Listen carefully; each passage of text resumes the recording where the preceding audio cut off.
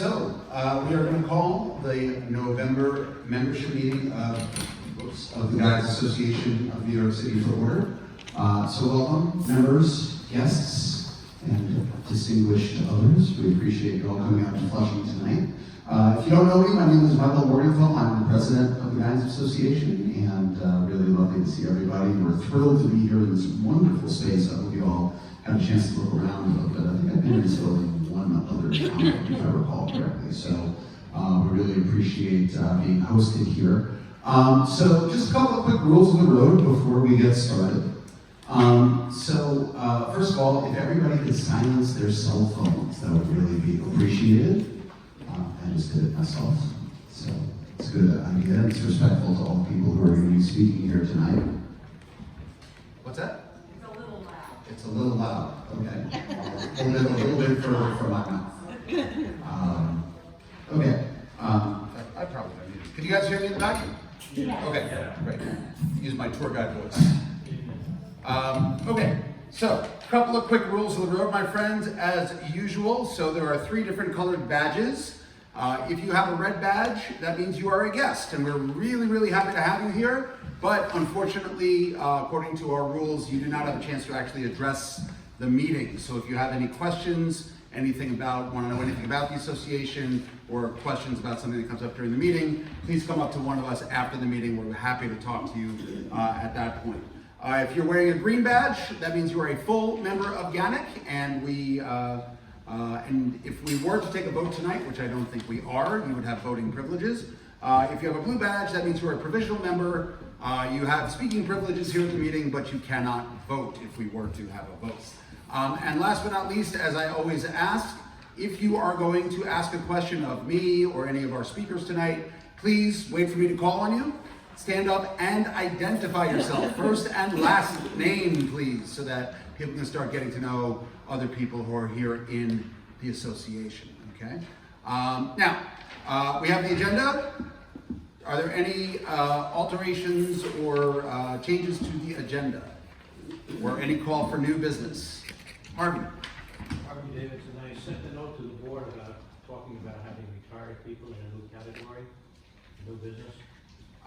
Okay, we can add that. I did not see that, but we can certainly do that. So we'll add new business at the end, a note about a new membership category for retired tour guides. So that's what you were referencing, right? Okay, great. So if I forget, please remind me again at the end of the meeting. Any other changes to the agenda? Okay, can we have a motion to approve the agenda? Okay, Catherine, second. Andy Sider. Cedar, I still can't pronounce it right after all these years, Andy. I apologize. Cedar. Okay, so all in favor? All right, great. We have an agenda. Now, before we go any further, I want to call up Bob Gelber, who's just going to give us a quick introduction to the venue. All right, so I'm thrilled to see so many of you here tonight. What I was supposed to do right now was introduce our host, Kevin Megan, who's Director of Facilities and Operations, but Kevin already went home. He had 2 other events today, and he was kind of spent. But I just want to say very quickly, when I wrote Kevin 3 months ago to welcome us here, the next day he sent an email, I'd love to have the Guides Association. So we thank Kevin for inviting us, even though you're not getting to meet him tonight. But he left brochures out on the table, giving the story and the history of this building to anyone who's interested. And as you can see, we're in a beautiful art gallery. They do different exhibitions all the time. So welcome, and thank you for coming. All right. And thanks as always to Bob and Harvey and the Industry Relations Committee for finding us such great and interesting cultural and venues and attractions around the city to have our monthly meetings in. Next month's a really special location. If you don't know that yet, we'll reveal that at the end of the meeting, in case you're not up on that yet. So we're going to dive into the President's Report, and then we'll turn it over to our wonderful guest speaker. So a few things I wanted to mention. A lot of it is kind of updates on stuff we've talked about before. As you know, November 1st started the new fiscal year for GANYC, and that also means that it is now time to renew your membership. Everybody should have gotten a notice from the membership committee asking you to renew. Dues are unchanged from last year. They are $175. And the dues that you pay as members are really the lifeblood of our association. The vast majority of our revenue comes from membership dues. And if you didn't receive the email, you can log directly into your Wild Apricot account and renew right there. We take credit cards, we take checks, whatever is best for you. Now, I've mentioned this a few times. It's our stated goal that by the end of the calendar year 2025, we want to hit 400 members. We're now at 354 active members. That number will probably dip a little bit through attrition. It always happens during renewal season. People leave the industry, various reasons they don't renew. So at the start of this calendar year, we will not be at 354. It'll probably be a little bit lower. But in honor of New York's 400th anniversary next year, it seems like a great goal to try to get to 400 members in GANYC. So the first step to that is to have every single one of you renew. And tell all of your friends and colleagues who are members of GANYC to renew as well. It is the single most important thing you can do as a member. It allows us to provide all the great programming, venues like this, the job fair, which is coming up, networking happy hours, which we just had one last week or 10 days ago or so, insurance, all sorts of other things. That's all due in large part to the financial support of members of the membership. So please, please, please renew as quickly as you can. And any friends you have in GANYC, please encourage them to renew as well. I mentioned this last month. The board is currently working on a membership survey to send out to everybody. It's probably going to go out sometime in December. So please keep an eye out for that.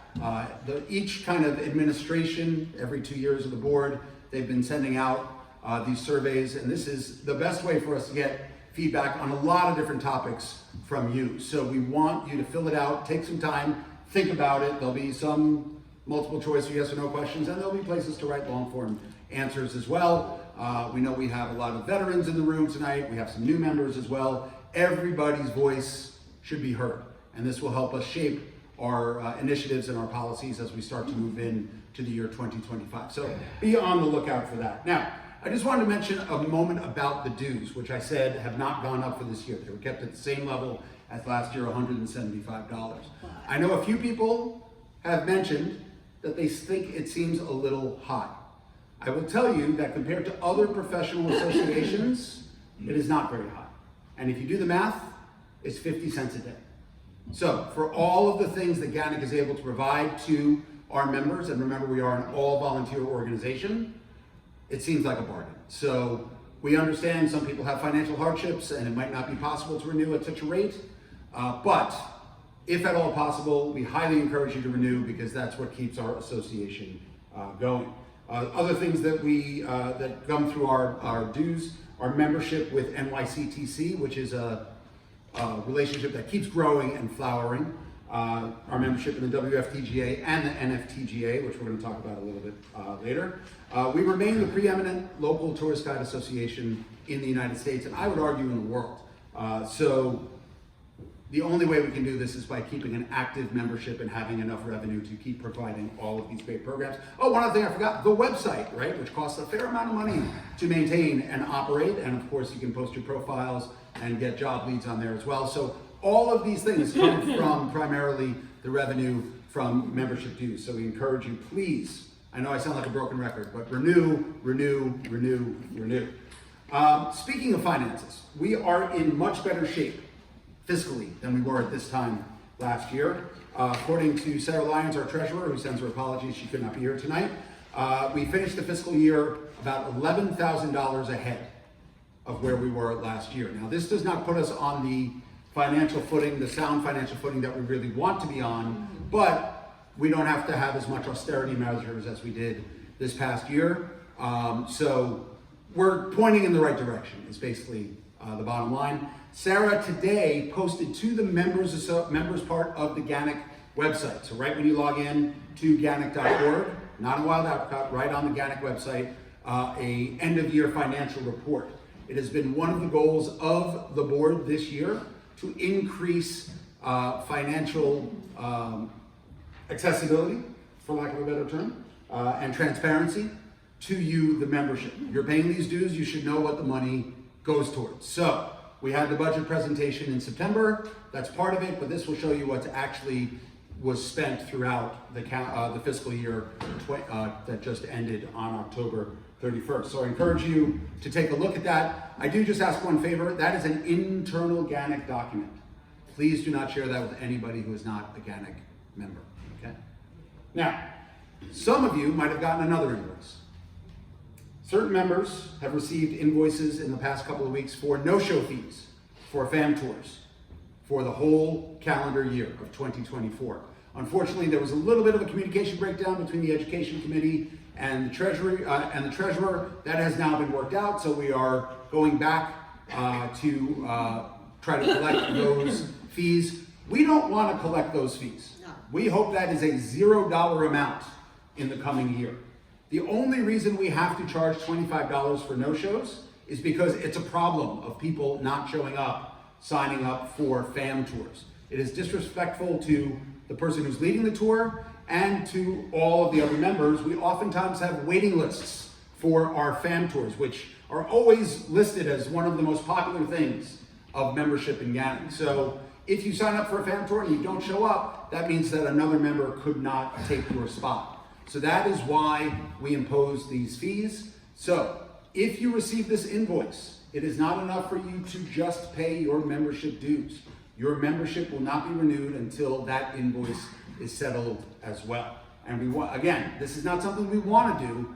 This has been an ongoing problem for years and years and years in GANYC. Once the problem goes away, we'll get rid of that fee. But until that happens, we're not going to be able to get rid of that. So please, if you do sign up for a FAM tour, make sure you can attend. We understand things come up from time to time.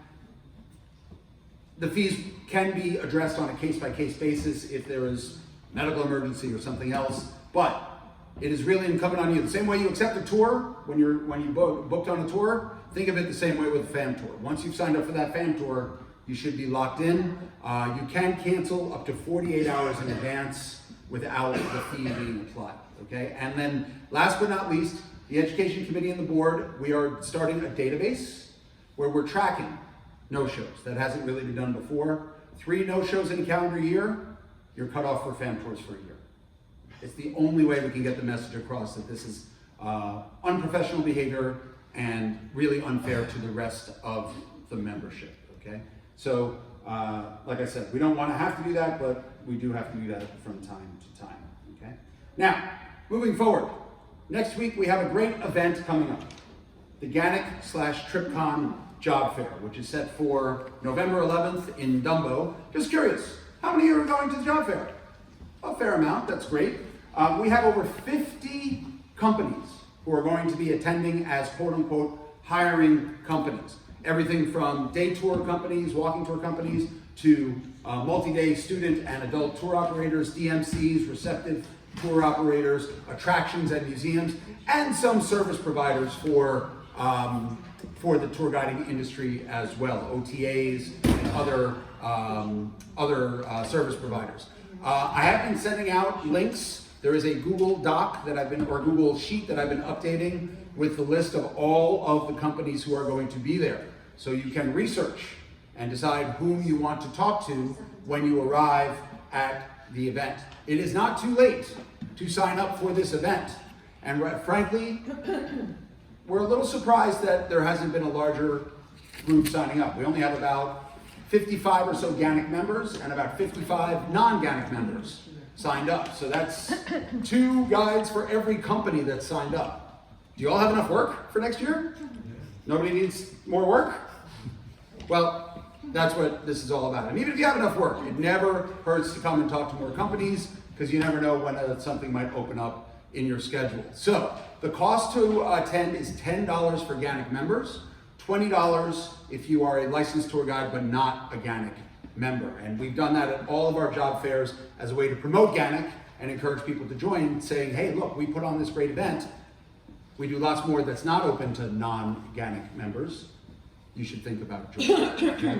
Now, just a couple of quick things that I wanted to mention. If you are attending, this is not going to be a job fair. It's not like speed dating. It's not like going to be, you can have 3 minutes at a table and then you have to move on. It's basically going to be on the honor system. So we'll make this announcement at the event, But if there is a line at a table that you are at the front of and you're talking to the tour operator, try to be brief, right? This is not a full-on job interview. This is more of an introduction way to get to know people and see if there's a potential match, and you can have a larger discussion later. But we want to make sure that all of the attendees can talk to as many of the companies as possible. We only have a 2-hour window, so we want to try to move things along.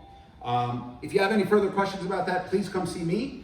I'll take questions at the end of my presentation, Tony, but you can come see me after the meeting tonight as well, but I'll get to your question when we're done in just a minute, okay?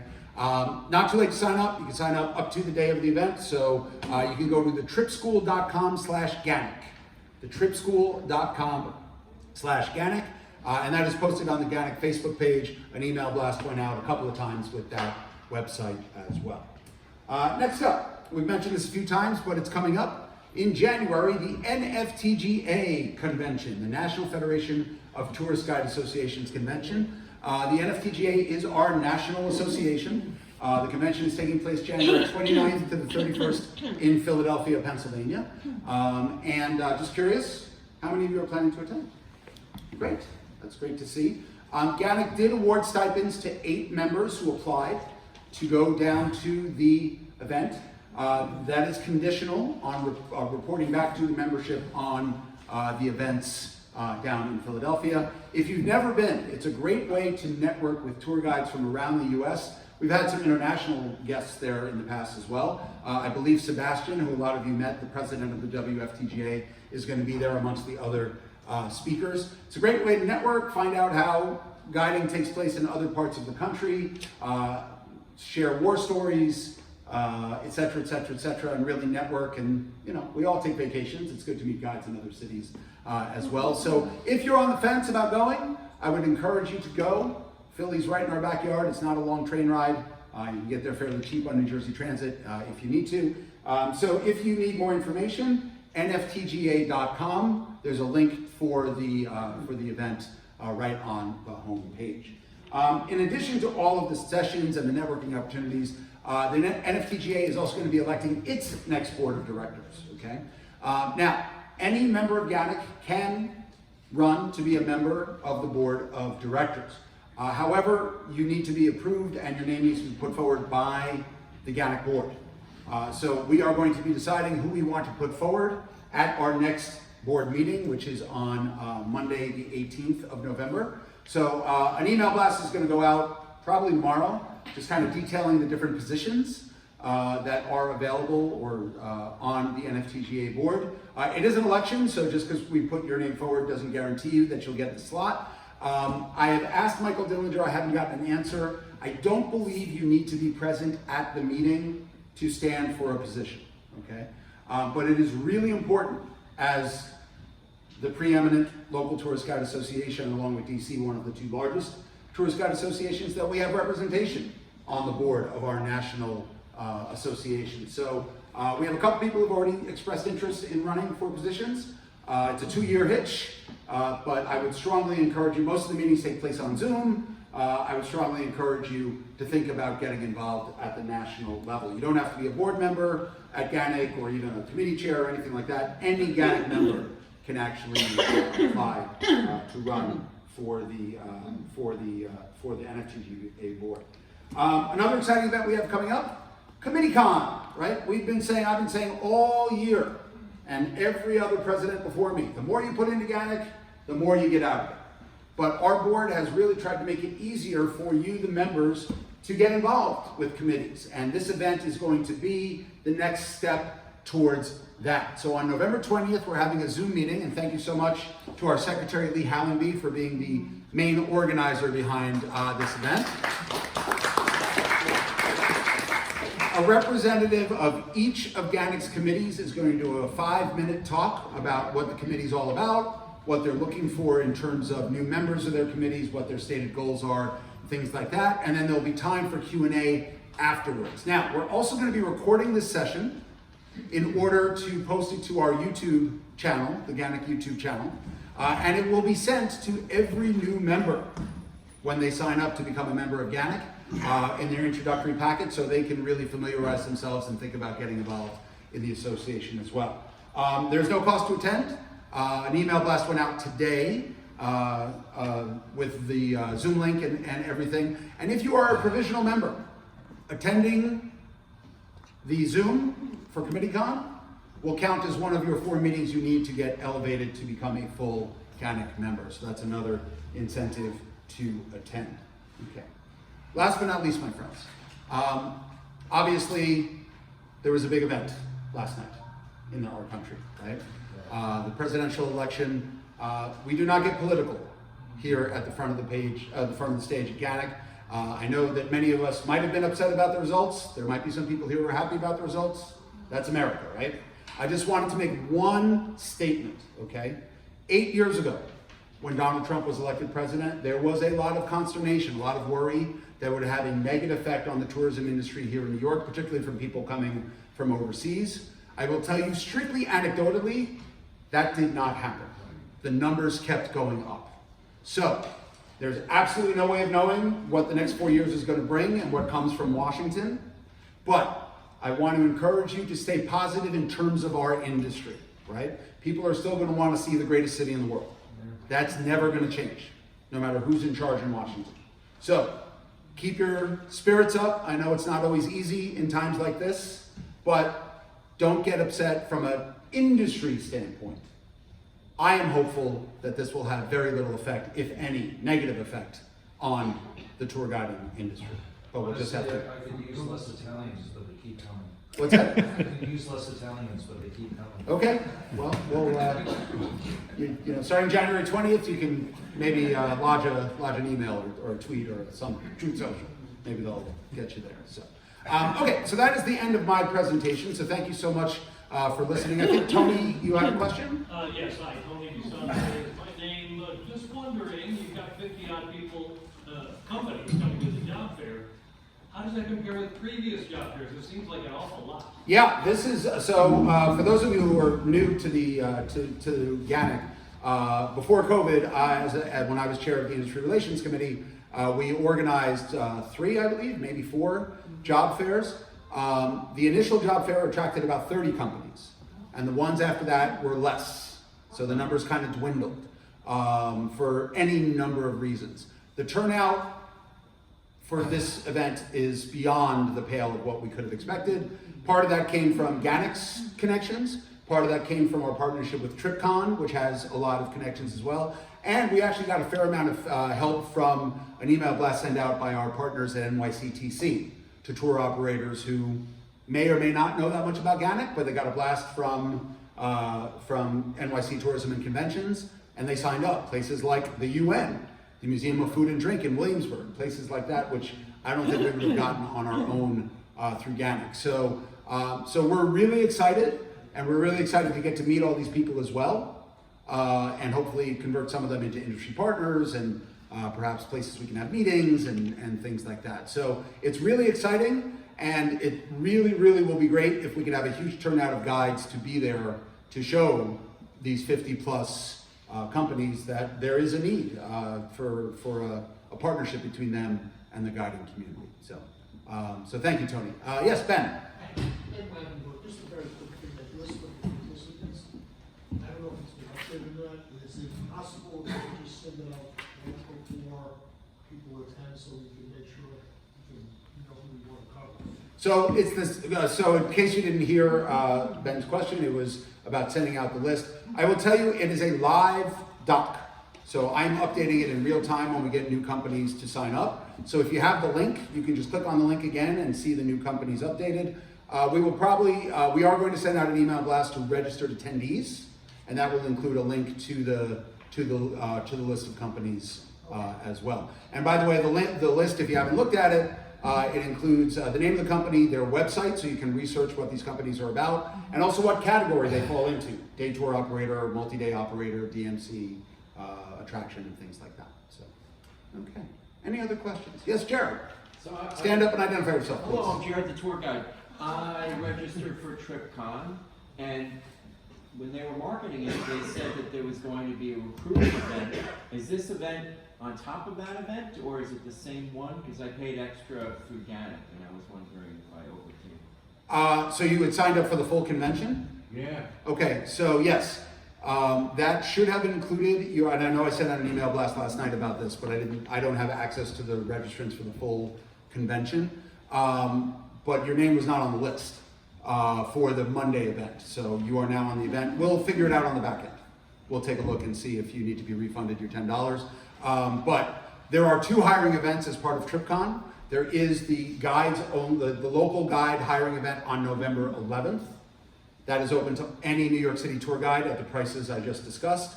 On Wednesday at TripCon, only people who signed up for the full convention, they have another hiring event that's mostly for over-the-road tour operators, okay? So if anybody's been to IATDG before, similar to that, okay? But that's only for people who signed up for the full TripCon event, which I believe is sold out at this point. In addition, on Wednesday, there was, and I think it's still open, an ability to sign up for a day of local educational sessions, so sessions about local guiding. So just a one-day admission, not for the whole event, not giving you really access to any of the networking events or things like that, but I believe it's $99, and I don't think it's too late to sign up for that as well, but that's being run by TripCon. GANYC does not really have much to do that. With that, we were just kind of putting that out there for everybody. So after, it's just gonna be crazy in the lead up to event. Follow up with us afterwards, we'll see if we need to give you some money back. Thank you. Yes, Ann? So, Ann McDermott, so if I signed up for TripCon, I'm already signed up for the event on the 11th? You should be. Okay. Yep. Yep. So, but like I said, if anybody kind of double paid and double dipped, we will rectify that on the back end. Okay. So, okay. Anything else, my friends? All right, great. So next up, I'd like to call up Lisa Puccio to introduce our guest speaker. Thank you.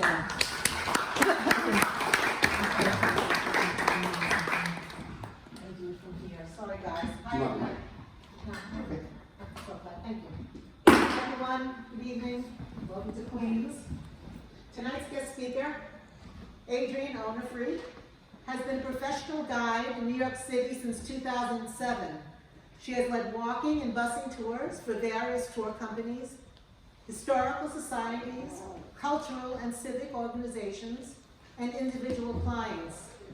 Adrienne is the author of 2 guidebooks, Walking Queens, which is the basis of her talk this evening, and Walking Brooklyn. She has a long career as a journalist, covering the travel industry, as well as arts and entertainment. She's a voting member of the Drama Desk, the Association of New York Theater Critics.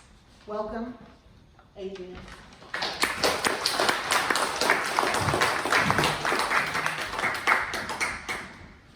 Hello, everybody. Thank you so much for having me. It's our pleasure. So I just wanted to start by asking you guys a couple of questions. Who has ever given a tour in Queens? Where? Flushing, taking people to Louis Armstrong. Really? Ooh, okay. Around, so a story of Long Island City, Flushing, Forest Hills. Okay. Yeah, Richmond Hill, Ridgewood, Jamaica, the list goes on. Oh, okay. Well, I hope I'm not going to be telling you a lot of stuff that you already know. My next question, and I'm not expecting many people to raise their hand on this one, is who feels like they know very little or not very much about Queens?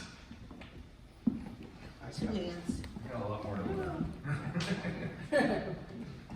Okay. Okay, so first, just want to apologize in advance for my very unsophisticated technology. I'm basically sharing a few pictures with you, so you have something to look at besides me.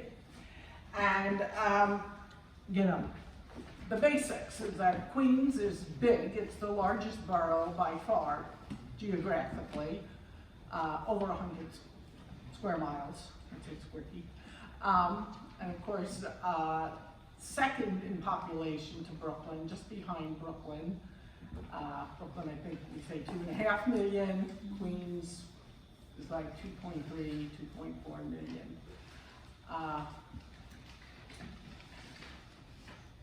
Just one thing to cover to start is, as opposed to Manhattan and Brooklyn, which started out as, you know, village or town and just kind of kept growing. Queens didn't develop that way. It was just a county full of basically unrelated places. There were factory towns, there were beach resorts, there were planned communities, there were little neighborhoods, there were like colonial towns, and they were all part of Queens County, and then of course Queens became one of the boroughs of New York in 1898. Actually, the original Queens County included what today is Nassau County. So, when New York City consolidated and created the boroughs, that's when Nassau County was established as a separate county. But we had all these different unrelated places, and that is one very simplified explanation for the crazy roads, which you don't have to walk, bike, get in a car, go very far in Queens to get very confused with the, you know, 56 Road and 56 Drive and 56 Avenue, and, you know, why is a street crossing another street, or below, you know, you're going along Queens Boulevard, why are there streets and avenues crossing it? But these were all unrelated areas that got brought together, and then in the 20th century, New York City decided to kind of make a grid or overlay a grid, even though, you know, these streets were not a rectangular grid. There are very few streets that actually run north-south or east-west, and Northern Boulevard, which we're on here, is the only road that goes all the way across the borough uninterrupted. Now, there's for example, you know, 36th Avenue in Astoria all the way up the west, and out in Bayside all the way to the east. But it gets interrupted about half a dozen times, sometimes disappears for like 2 or 3 miles. But that's basically the explanation why it's crazy. I won't get into particulars of that. Okay, so if we play word association, Queens, with people who, you know, haven't spent a lot of time here maybe, what might they think of? The airport, right? Yes. Queens, of course, is where 2 of the 3 major airports serving the New York area are located, LaGuardia and John F. Kennedy. Now, because of the time limit, I'm gonna kind of just briefly mention a lot of things, and there's a lot more detail, which may get filled in with your questions, or when we speak afterwards, or you can just check it out. But I just want to mention, both of those airports have interesting history, what was on that site before the airport, but I'm gonna go into all the detail about it. What else do we think about with? Your line's open. You're jumping ahead. Oops, sorry, can't see rings on here. How about cemeteries?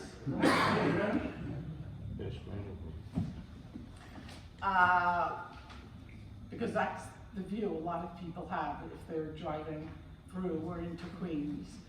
There of course is a cemetery belt straddling the Queens-Brooklyn border, but also there's kind of a cemetery belt right within Queens, mostly in the Middle Village, Glendale area, and of course other cemeteries just kind of spread around. There are more dead people living in Queens than living people, and I believe a dozen different census tracts in Queens are just cemeteries.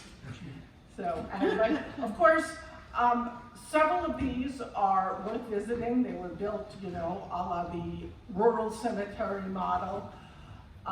So they are scenic, kind of like in parks, have ponds, water. I'd say a good starting point, check out the Friends of Maple Grove That is a cemetery in Kew Gardens, because like many other institutions and organizations around Queens, they have a great program of events, many of them free, performances, you know, art workshops, things for kids, things for families.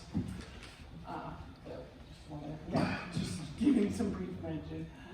What else do we think of with kids? What about this?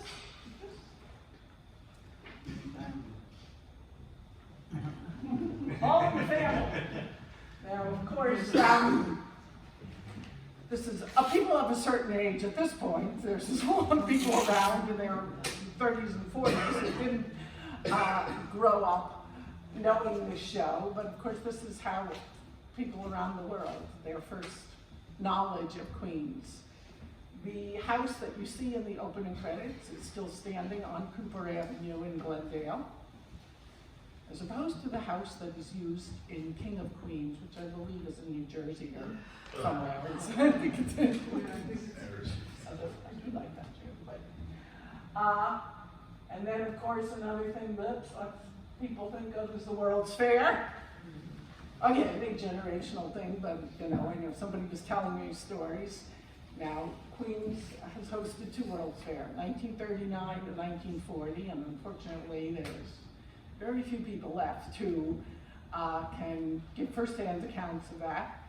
But a lot of people have stories to share about the 1964-65 World's Fair, both of them taking place at what is now Flushing Meadows Corona Park, the flagship park of Queens, and there are still quite a few sculptures and structures. Of course, the Unisphere, the most famous. Most of the ones that are left over are from the World's Fair in the 60s, but there are a few from the earlier World's Fair, and also a lot of other stuff in the, like a facility or field for every possible sport. There are 2 lakes, a nature preserve, and you know, museum, a couple of museums, a theater, now the Queens Night Market. Okay, what else do we think of with Queens? I think somebody, sorry, I see the wrong button. They're going home to the The US. Mets, that was the Mets. Or, somebody had mentioned, if you're into another sport, we also have the US Open. Control minus.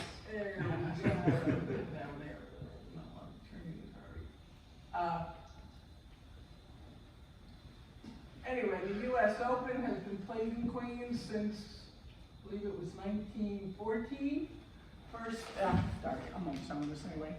First, at the West Side Tennis Club in Forest Hills, which still exists, still is open, and since the mid-1970s, in Flushing Meadows, Corona Park, what's now known as the Billie Jean King USTA Tennis Center.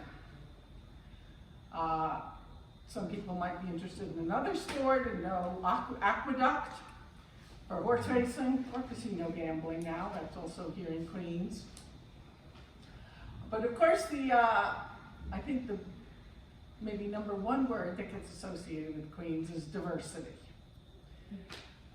Since I think it was the 2000 census when it was, you know, declared the most ethnically diverse county in the United States, and has since been that has been brought into say it was it's the most, if not one of the most diverse places on earth. You hear estimates of like 163 different languages, close to 50% of the population is foreign born. And of course, this is why a lot of people like just coming out here. Food tours are very popular, particularly in certain neighborhoods like Flushing and Jackson Heights. Story also is a great diversity. Okay, so let's get away from the words and move on to the pictures. And here, this is just a photo I like because that kind of captures Queens. This was taken in Jackson Heights at the Community United Methodist Church on, no, not on 37th, on 35th. and 82nd. No, this is in St. Mark's. That's The one on the, but anyway, so you see, and there are plenty of other places around Queens where you see this overlapping and cohabiting mix of cultures. Okay, so the next thing I was going to move on to is a few, and I'll just keep talking until you're ready to cut me off. A few did you knows. So, did you know that there is a National Park Service site in Queens? Look at that. That is the Jamaica Bay Wildlife Refuge, located on Broad Channel, the only inhabited island in Jamaica Bay. You can reach it by BA train or several bus lines. So there's a big visitor center. It's over 12,500 acres. I know this picture doesn't look like much, but that's kind of what you see. There are a few freshwater ponds, there's open bay, there are fields, there are woods, there are hundreds of species of birds. This is one of the top bird watching destinations, I think, on the entire East Coast. So NYC Audubon does a lot of events there. And of course, you also get the views of Manhattan.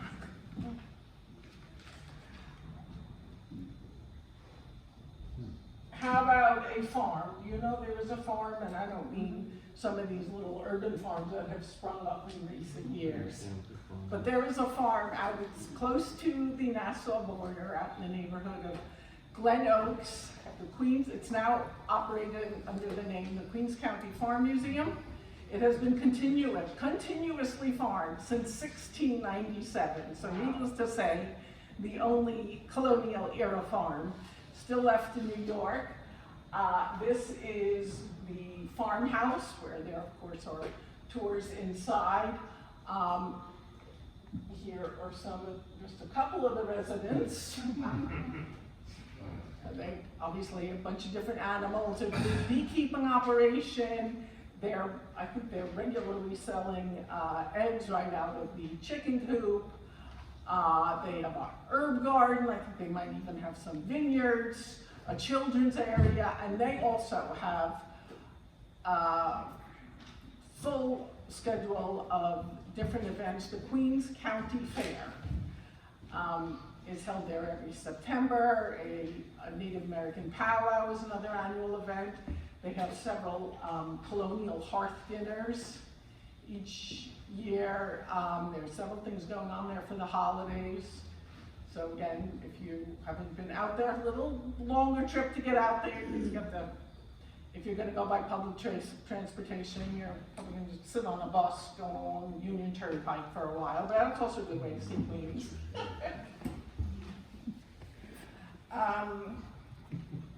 How about, you know that Scrabble was invented in Queens? Now, those of you who have given the Jackson, actually, I'm jumping ahead, sorry.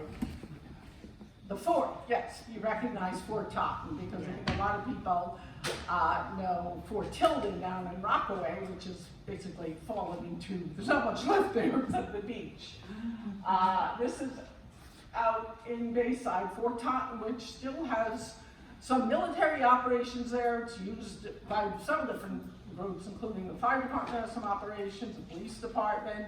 There's a big castle, the former Officers Club, which is where the Bayside Historical Society is headquartered. I believe there's a public pool that's open in the summer. This is the Battery, which was never finished.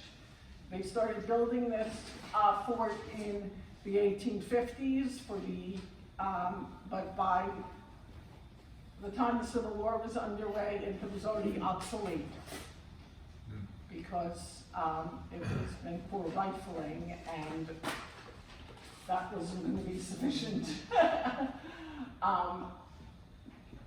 But they have park rangers, they are giving tours. I don't think the Battery, I think it's just open on weekends unless they've expanded it. I don't even know if it's year round, but definitely worth a spot, a visit. Okay, so there we are at the famous Scrabble Street sign. And I'm sure those of you who have given tours in Jackson Heights know it well. You see the values, not very good, it's not very good word, but that's right outside the spot. It's actually right outside the church where I showed the earlier picture with the signs. That is where Alfred Butts, the unfortunately named inventor of a game he called Lexico, took the game to have friends and parishioners test it out. In the 1930s, he was actually an architect by trade, but he had been laid off during the Depression. It took him almost 20 years to make a success of his game. He finally got Macy's to promote it during the holidays, and then he made so much money he was able to move out to Jackson Heights. Another everyday thing invented in Queens is Xeroxing, or photocopying, I guess would be the generic name. And here's the first one. The date, 1938, in Astoria. Now, the corner of 37th Street and Broadway in Astoria is now named for Chester Carlson. That is the man. He was only in New York. I think he was going to law school here, but he really lived upstate. But he was tinkering, I think, in like the back room of his mother-in-law's hair salon there. And he invented, what's known as xerography. Eventually sold it to the Howard Corporation, which eventually became Xerox. So that's another interesting thing that came out of Queens. Now, some of you may have seen some information out in the lobby here about the Queens Jazz Trail. There's a neighborhood in St. Albans known as Addersley Park, where many greats of jazz, including Ella Fitzgerald and Count Basie and John Coltrane and Milt Hinton, lived, as well as several other African-American celebrities, the Dodger greats, Jackie Robinson, Roy Campanella, Joe Louis, as well.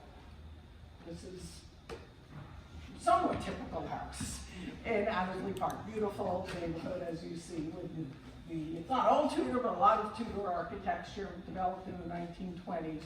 So that's a big part of the Queens Jazz Trail, although there are several other places around Queens where jazz musicians lived. And of course, Louis Armstrong, the most famous one.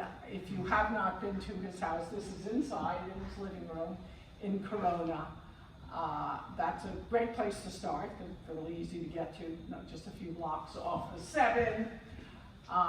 He lived here for over close to 30 years, died at home in the early 70s, and then his widow, Lucille, lived there, and then the house became this museum. So it's exactly as they lived there, as you can see, with the period furnishings. You really get a feel for just their life, and also how attached he was to the neighborhood. The thing I really like, which they always share on the tour, is his, I think they played the recording of him speaking about how the song, What a Wonderful World, reminds him of Corona. And he goes like line by line. So ever since I heard that the first time, I like the song about Corona. Now, I realized there was something I left out that I was looking at yesterday and meant to upload to this collection and forgot. And that was just a clip I have on my phone from the Queens Symphony Orchestra. Did you know Queens not only has a symphony orchestra, but an excellent one. They sometimes perform upstairs. They perform regularly on the Queens College campus in the summer. They do at least one concert at the band shell in Forest Park. And they also always have one in the summer on the campus of St. John's. This is a great orchestra, and their concerts are always free. They should be having one coming up for the holidays, but I would say, they have anywhere from like 6 to 10 a year. the clip I had was, I think, their first concert after COVID. It was held in a playground in Juniper Valley Park. But they do a lot of interesting programs. You know, sometimes they'll do, you know, all the old chestnuts, but most of the time they'll have different themes, sometimes, and guest artists. And there's also another symphony orchestra, and that's Jackson Heights Orchestra. They perform in St. Mark's, one of the other churches in Jackson Heights. They usually just have 2 or 3 concerts a year. Also excellent, they just recently got a new music director, the founding music director, who had run it for years, retired to Florida. There's great musicianship, and their concerts also, they ask for a donation, but it is not sold tickets, so I just did want to mention that along with the other music things.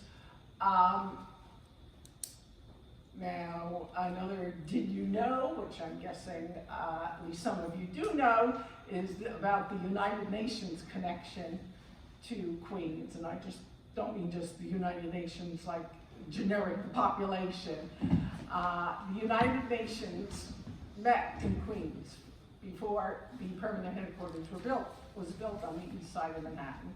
So from 1946 into the early 50s, the General Assembly met at what is now the Queens Museum, which was one of the buildings from the 1939 World's Fair, and there was an effort to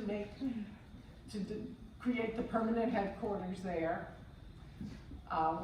which did not succeed, but we do still have Parkway Village, which is a residential complex that's located on Main Street when you're here, a few miles to the south in the neighborhood. Well, it's kind of in part of Flushing, Kew Gardens Hills. Parkway Village was created. It was a garden apartment complex created in the late 1940s, specifically for the people who work, the employees of the United Nations. And actually, the UN employees and their families still had a fairly sizable presence right into the 1970s there. It went co-op in the 1980s, so they can live there now, like 675 apartments. And with that, of course, is incredible history and something that gets overlooked because people don't know Queenswood well. And it's, speaking of incredible history, did anybody notice this across the street? This is the other side of it, not the side facing Northern Boulevard. This is the Friends or Quaker Meeting House, the oldest house of worship in New York. It's been sitting there since 1694. So those meeting houses on the east side of Manhattan or the one in downtown Brooklyn, this is like well over 150 years older than those. Yes, you can see this. There's the Flushing Town Hall. This is an incredible building too. So, I think some of you read the brochure. You may have seen the sign outside about the Flushing Freedom Trail or Freedom Mile. There's just a cluster, before you get to a lot of other things to see around Flushing, there's this cluster of incredibly historic buildings right in this area of Flushing, including the one we're in. The Bound House, John Bound House, just a few blocks away, which is also from the 17th century.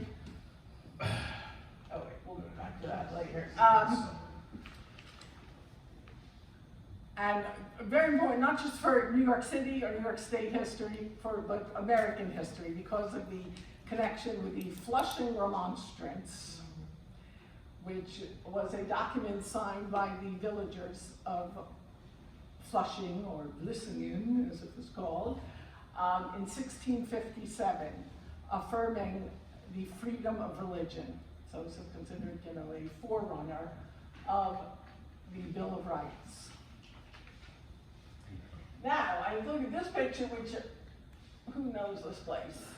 Solar Piano Factory. Right, that is the summer piano factory on the river in Astoria, across from the river. Of course, now it's all apartments. Yeah, it's by the ferry. Right, oh yeah, that's right. Okay, so, at one point there were like almost 200 piano factories in New York City. It was like one of the biggest businesses. Well, this one's not still operating, although I believe this company does still exist in some form. I don't know if the still the name exists. But of course, possibly the most famous is still operating in Queens, Steinway. Steinway Pianos. Now, my understanding is they did not resume public tours after the pandemic, which is a shame, yeah. I think they have, it looks like they just, at least for now, permanently discontinued them, which is a shame. In fact, there used to be a weekly tour that was free. Then when it started getting a little more popular, they did an admission fee. But like I said, they don't even have it now. That was really good. They took you through every step of the way, where they're making the inside, with the keys and the polishing, and of course where you can get your existing Steinway tuned up. But that's one of the factory towns. That part of Astoria was Steinway Village. The Steinway family played for a lot of public services.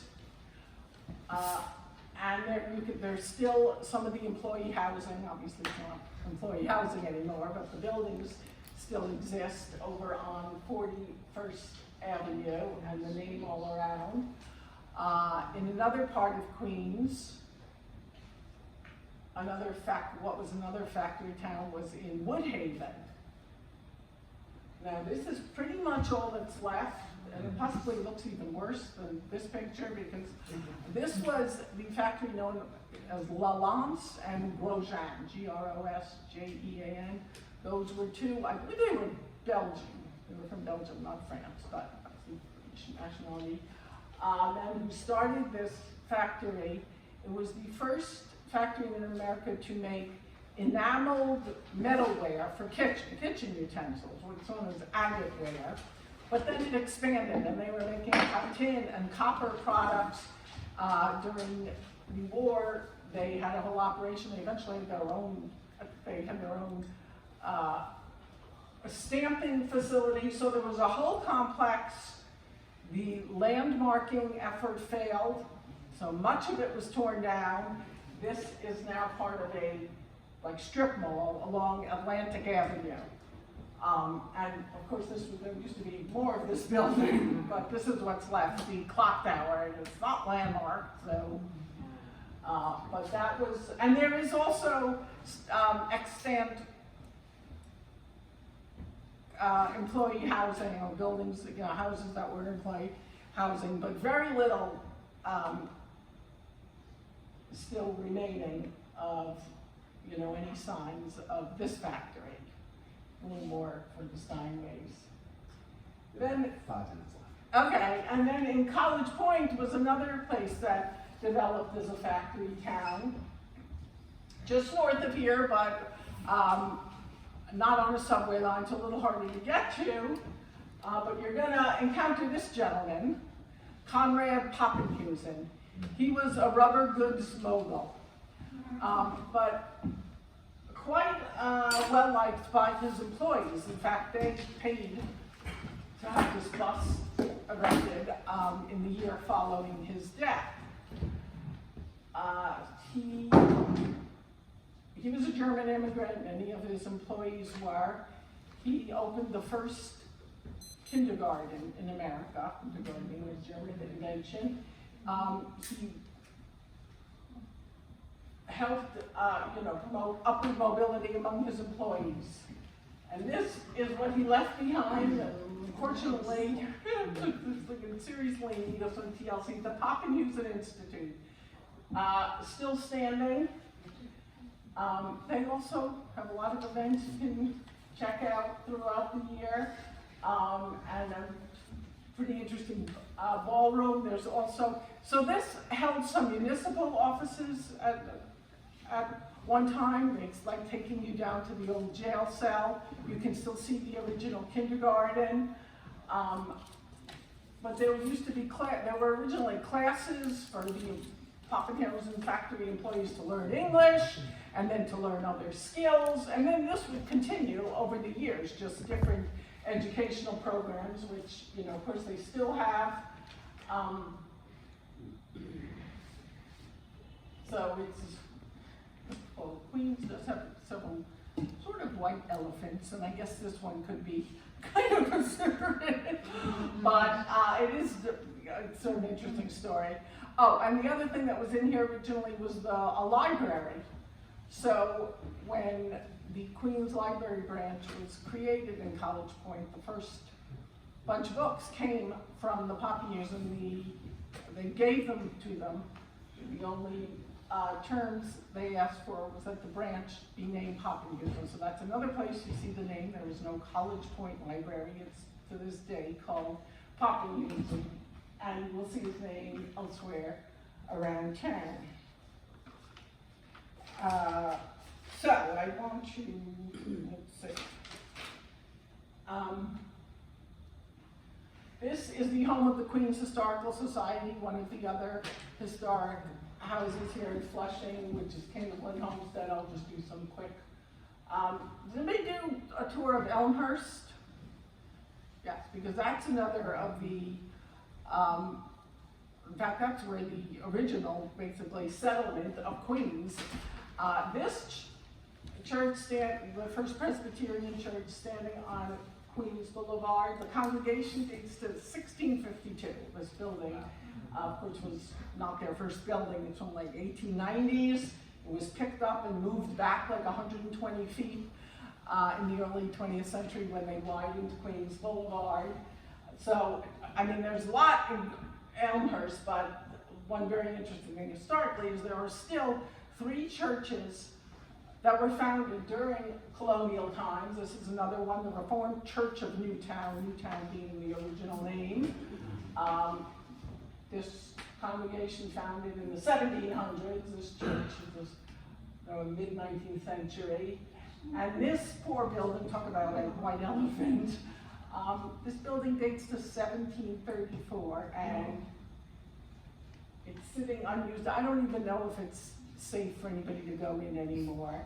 Known as Old St. James Church. St. James Church, it still exists right just a couple blocks away on Broadway in Elmhurst. This was used, I think, into the 90s, maybe the early 2000s, for various local organizations, but isn't used anymore. I mean, it did get landmarked, but just kind of a sad story. So, and the other town or area, as far as a lot of history, in fact, we can go back even, that's one of the many interesting houses of worship, newer houses of worship in Elmhurst. That is a Thai Buddhist church, I believe the largest one in the Americas. It looks like a converted house, but large reclining Buddha is basically in the yard. Yeah. But that was just going to take you to Jamaica. Has anybody been to King Manor? Another very interesting, and you know, it's like King Manor and like the meeting house across, you know, I always think of like how many people either walk past or drive past every day and don't even notice them because they're set back a little, and they're these very historic homes. Rufus King was one of our founding fathers, signer of the Constitution. He was the first senator to represent New York State in the United States Senate, and his son was, who also lived in the House, became governor of New York. And again, they also, besides the regular tours they have a lot of activities, some other revolutionary history nearby. In fact, one of the works of art here has a picture of York College, like seen through the, if you go under the Long Island Railroad trestle, and that's where you find Prospect Cemetery. And you see its proximity to the newer buildings in downtown Jamaica. So I will wrap it up there. Great. And I'd like to give, thank you. There is a lot well, so much more. I mean, I have a few more things. I was gonna cover some different points on the waterfront and some of the planned communities that are now, neighborhoods in Queens. But of course, that still only kind of scratches the surface, but I'll leave it up to you to take it from here. Great, thank you, Adrian. We have time for a few questions, so, Jared first. Jared, the tour guide. Is your book in more than one edition, the one about Queens? No, unfortunately it isn't. This is it, and it is a little out of date, certain neighborhoods. I do have a few copies here. My Brooklyn book was updated because the original one came out in 2007. Yes, no, there's a newer one. It's actually easier to carry size. Yeah. Okay, no, sorry, let me call you, my friend over here. Yeah. Hi, Ian Fernandez, new provisional member and also active singer dancer who just graduated from Queens College. So you mentioned that Maple Grove Cemetery and Kew Gardens offers some music and or performance-related endeavors. Yes. So they have their administration building, and of course you go to actually there to be burying somebody to meet with, but it has exhibit area, and it has this big room, like a function room, which I believe they even rent out for things. I don't know if they do weddings there, but other type of social events. But it's floor-to-ceiling windows looking out on the cemetery, and this is a rural cemetery. There's a nice view of the pond. But they have, I mean, I go there for the performances. They always have a great holiday concert, like all the classics plus all the classics in every language you can think of. And they often will tie it to somebody who is buried there, who might have had some connection to whatever's being celebrated. So it's popular music, classical music, but they have a lot of art workshops, some meant for all ages, some more for adults. They have art exhibits or photography. Yeah, so it would be the Friends of Maple Grove is the group, and it seems like they've been doing more and more. Obviously, during the pandemic, they were still doing some virtual, but I'm on their mailing list. It seems like something going on almost every weekend there. And of course, they also have activities for the whole, like they do a trunk or treat on Halloween. And there are also tours there sometimes. They even have costume people, but they do have signage pointing you to some notable graves and some stories connected to them as you walk throughout. Did we have a meeting there once? Does anybody remember? That sounds Yes. familiar. We did. Yes, we did. Yeah. We did a fan tour of that. too. Okay. Yeah. Mel next, then Steve. Okay. Yeah, go ahead, Mel. I'm just wondering, all the places that you mentioned, are they all in your book? Yes, I believe they all are, because of course, Queens is a bit spread out, but I do have these are organized, as walks, but I do have some sidebars, which is like, you should also go check this out, because it was something that, just couldn't quite fit on a walk with other things, but I believe almost everything I mentioned, or everything I mentioned is in the book. Steve, then Ann. Steve. Hi, Steve Plumper, provisional member. Stand up, please. This is my 4th membership meeting. Woohoo! The question is, there was an old movie theater down here. Yeah, that'll work. Yes, I turned I around. was just noticing. It's not there anymore. I stopped Yes. paying attention for 20 minutes. It's not Well, there. this was a terrible saga, because this actually was a landmark that got destroyed. It had been landmarked. It was the RKO Keith, and anybody who lived in Flushing for several decades will, of course, have memories of going there. So after it closed, it went through several owners, and at one point, but the interior was landmarked, some of these palatial movie theaters. But one of the owners destroyed the interior. He also, I think, caused some kind of oil leak, and he ended up getting, I think he was actually charged with crimes in addition to, various fines from city agencies. But that also was 3 owners ago. So when that was being pashed out. It was just sitting there, getting more and more run down, graffitied, and then went through a few more owners, so, years and years went by, but then just, I don't know if it was during the pandemic or right before, these owners came in, and there was still some talk about something being saved, because supposedly some of the fixtures that are in storage somewhere, but it is now all gone. So, they were claiming that they were gonna resurrect, in the lobby of the residential building. But now, I don't even know, because now in its current state, which is like nothing, basically a construction site, it also seems to have been stalled now for at least a year. So that is the story of the RKOP. Right. But there is one of those big signs out there that can tell you all about it. All right, we have time for 3 more questions. Ann, then Gary, then Jared. Ann, stand up and identify yourself. Okay, hi, I'm Ann McDermott, tour guide. What is the oldest cemetery in Queens? The oldest cemetery, well, Calvary, which is, I believe, also the biggest one. No, but Calvary is like a No. Catholic thing, it was a response to That's St. Patrick's. 1830s. So there's private ones. But there's also, There's older private ones. ones that are really old. Oh, well, those actually, yeah. Those, in several neighborhoods, Astoria has one, Bayside, actually, there are, yes, these colonial cemeteries, except some of them, there's nothing left. In fact, there's a cemetery behind the Quaker Meeting House. Now, Quakers, a lot of them don't even use headstones, or they would use something very basic, but I think they've all, long ago, sunk into the ground. But there is one out in Rockaway that, I don't know, I don't think that still has any historical. There's one in Fresh Meadows called Brinkerhoff, where, it's right between 2 houses, that's in a suburban area, and for a long time, a lot of garbage and household trash, your range or your refrigerator you were throwing out got dumped there.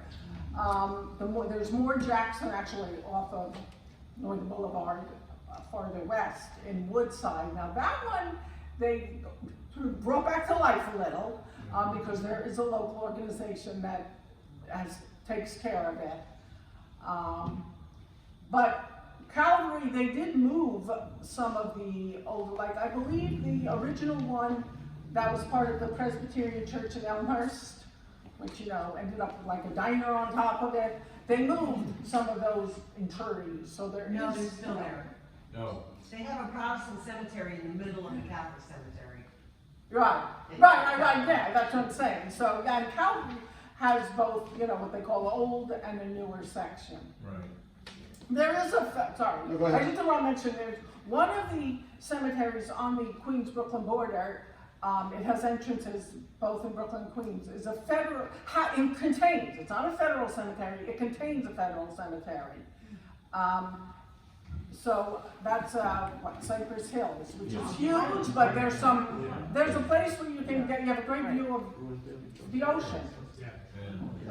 It's elevated, but there is a national cemetery, with just the plain white graves like you see in Arlington there. Cemetery of the Evergreens, which I believe is adjacent to it. That's another good bird watching space. A couple of the cemeteries have sections where a number of the victims from the Triangle Factory. There's a cemetery, Mount Hebron here in Flushing. That has a section, and again, these are getting very worn down, of the Yiddish theater stars. That's really cool. A lot of these, it's like unions sponsored, sort of the whole area, but anyway. All right, so we have time for 2 more questions. Gary? I think you answered it. I'm sorry, Gary, senior record dancer. Yeah, first position. All right, anyway. I was gonna ask, is cemetery ever going to do tours? And have you ever been on one? Yes, they and do. that box out there is the lobby of the Keiths. They say the lobby. Oh, they did, that's Yes, that's what what's that is. left there? Okay. Yeah. I didn't know what that was like. They were just putting whoever was supposed to be overseeing this construction. Okay. Now, Cemetery of the Evergreens, has done tours. You know, a lot of places, first of all, they're entirely based on volunteer labor, so, and a number of them were kind of slow to come back, or didn't come back as far as public programming from COVID. So Cemetery of the Evergreens, I think they have started doing occasional tours, and like I said, there are I know there's birding tours there sometimes as well, among other things. Jared? Just reacting to a remark, I'm not sure if I saw you reacting to it. I do want to say I love Italian visitors and I love Italian Americans. If that wasn't a question, we have time for one more question. Yes? French tour guide. I wonder about the Macedonia Church on Union. Which church? Macedonia. Macedonia Church. Is there any news about reconstruction or is it gone forever? You know, I don't have the latest information on that one. The AME, do you know the AME? The AME church? Yeah, that, oh man, that also, kind of like, I hadn't been here and I came here, I'm like, well, that's one of the things I mentioned in my book that isn't there anymore. The congregation doesn't exist. It may have, it either moved or merged with another church, but they are still around. But the building, totally gone, although there is, again, the sign put up about the Flushing Freedom Mile. That was one of the sites, and I believe the sign is still there. All right, well, great questions and great answers, great presentation. Thank you so much.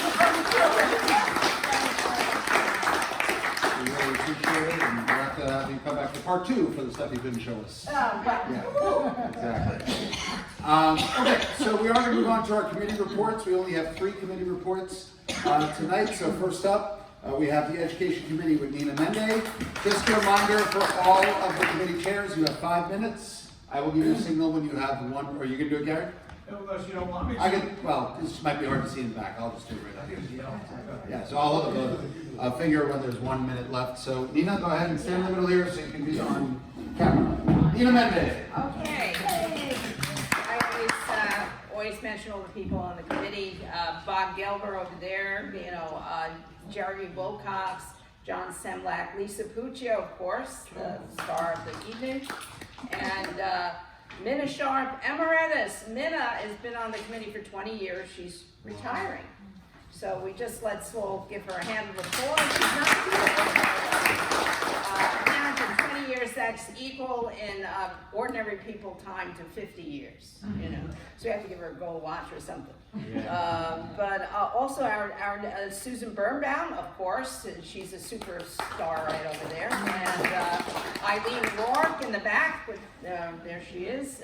Mark Tapano, I don't know if he's here today. Sarah McGrath, Lee Hallenby, right up here, our illustrious liaison. So I mention people because you make things happen here. This is a volunteer organization, and I'm just one person, and the Education Committee is really, Washington, they have 2 people organizing everything, and here we have about 10, 11, you know, people organizing, and every single board member has done a FAM tour in their life, so education is really important. It's our 50th anniversary year, and people have been coming out and sharing their knowledge.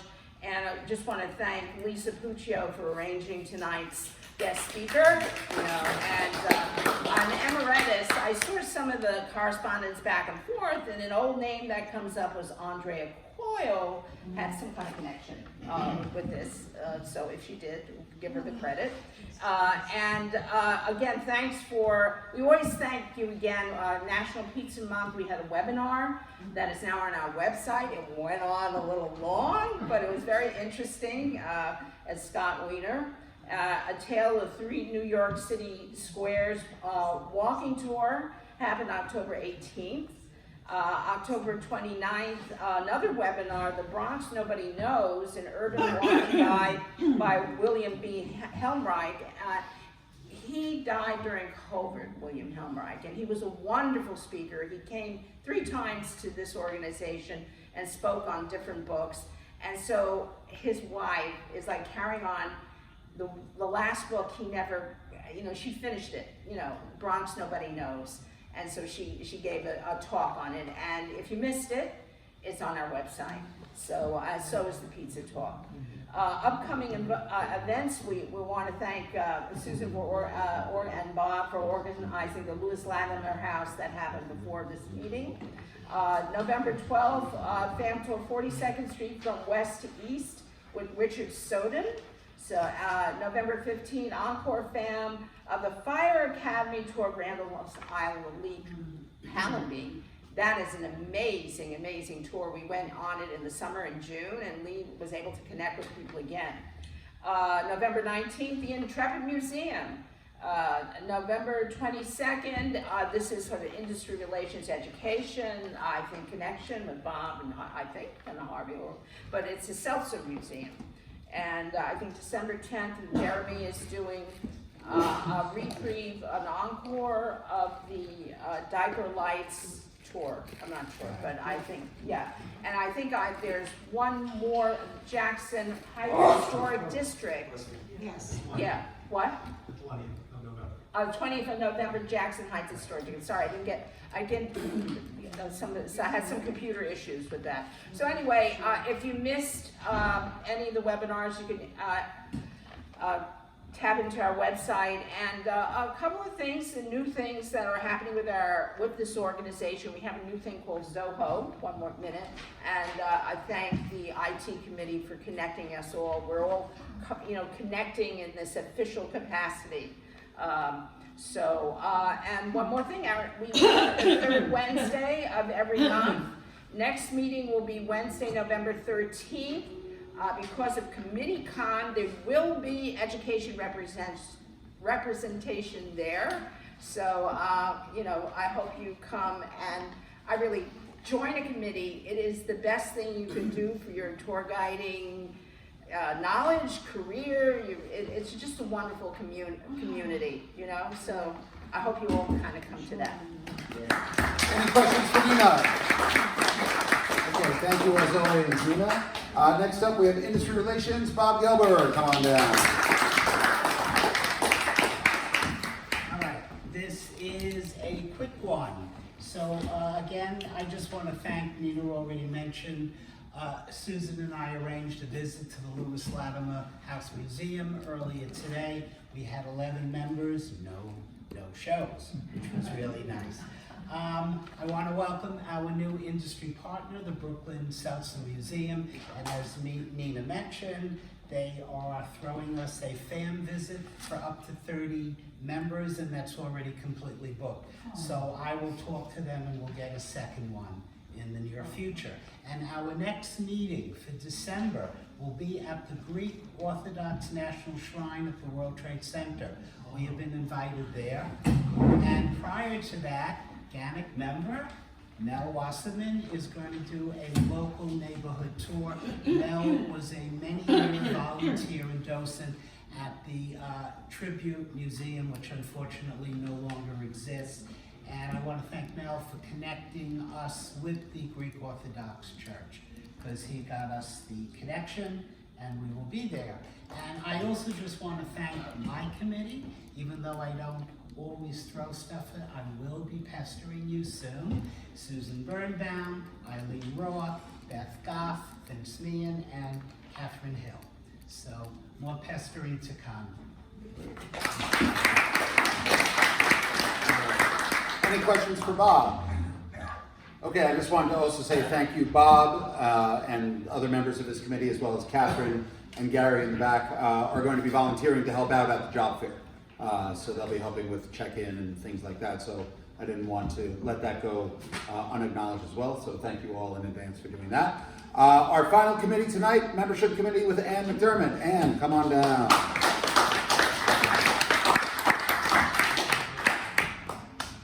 So I want to thank you all for your help and support in my broken arm journey. As you can see, I can now touch my head with my hand. I can actually do a ponytail which is my goal. So thank you for everything related to that. And I'm not using my sling anymore, which I'm happy about. So we have 5 new members that joined this month, and we're very happy about that. If you are a new member within the last 6 months, please stand up. Woo.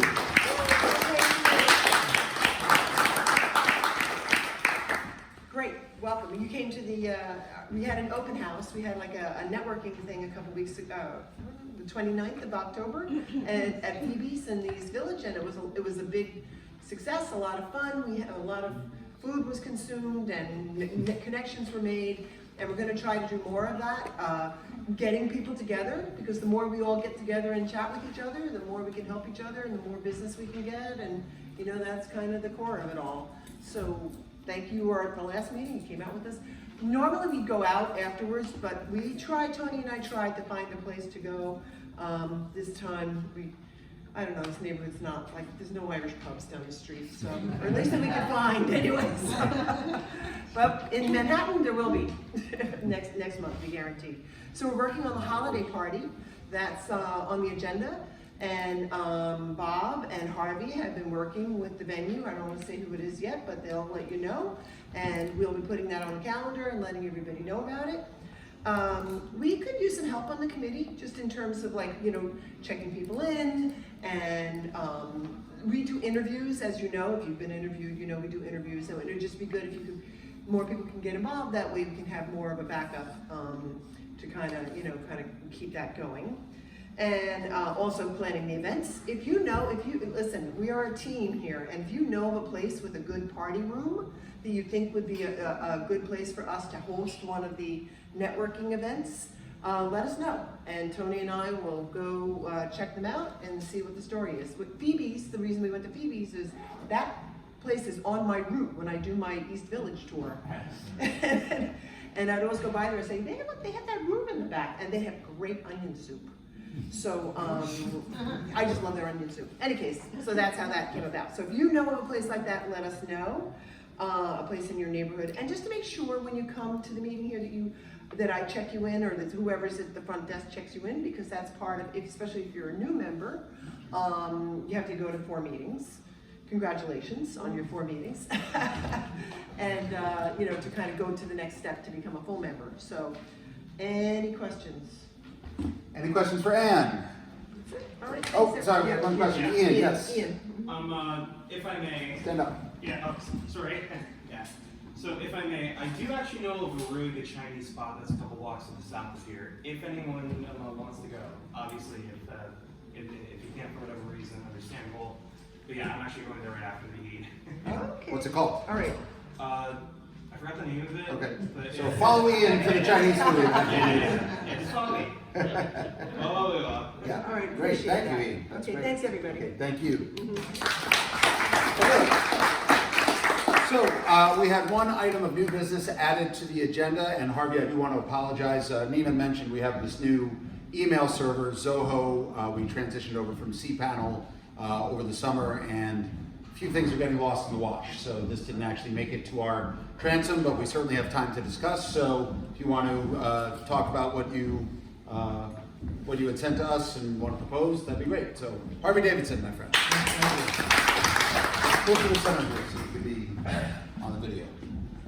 A number of guides who have been with the association for some time and have seen their better years and now leaving have approached me and said they'd like to continue being some part of GANYC, but now that the dues are $175 a year and that they're not renewing their membership, which in order to be part of GANYC you have to be licensed.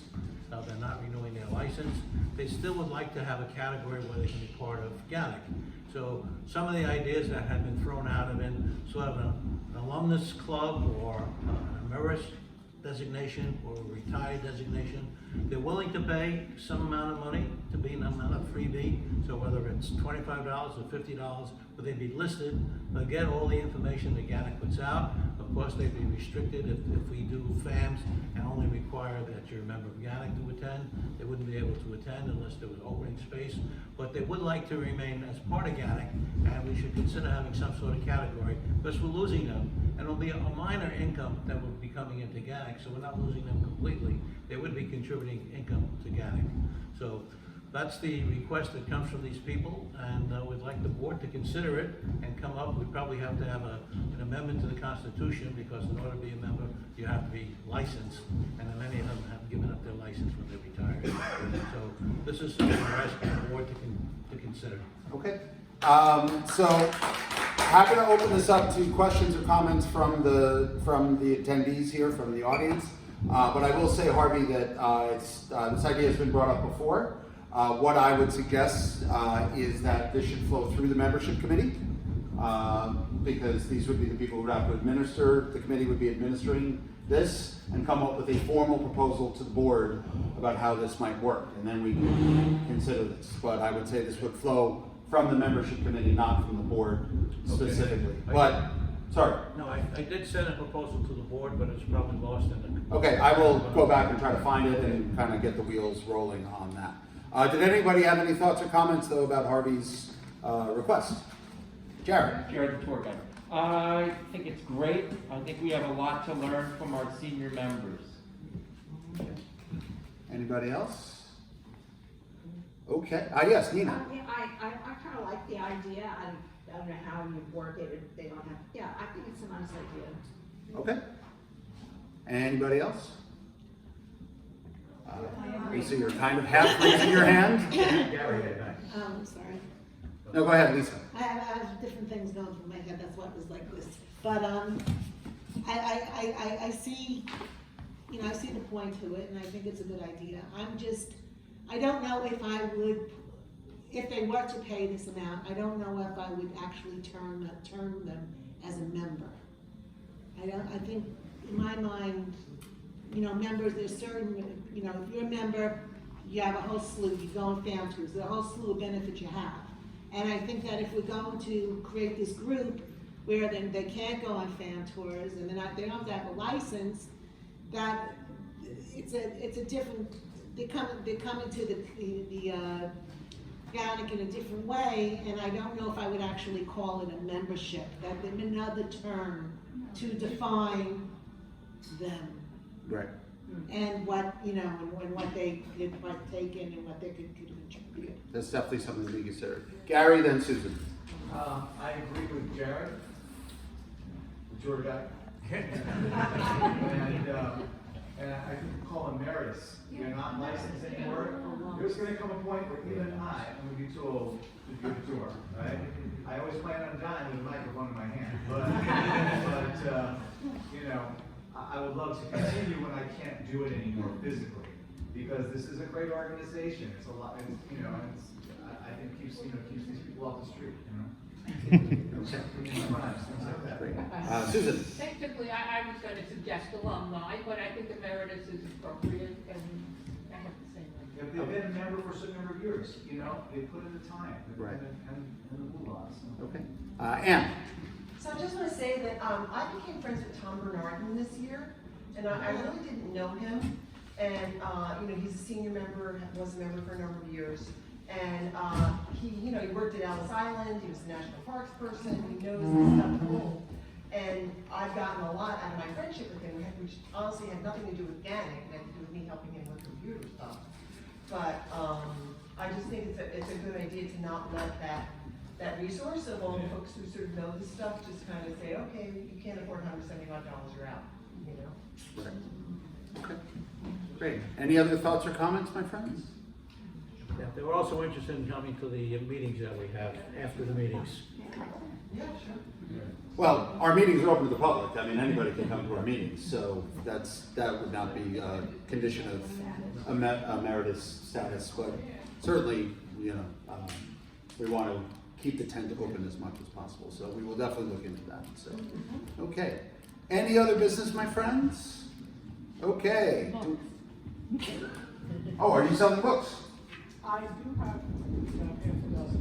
Okay, so Adrian has about a half dozen books for sale when we close the meeting. Do we have a motion? Oh, sorry. Yeah. Did you have something to say? No. Okay. Do we have a motion to adjourn? Motion to adjourn. Second? All in favor? Okay, motion, meeting is adjourned.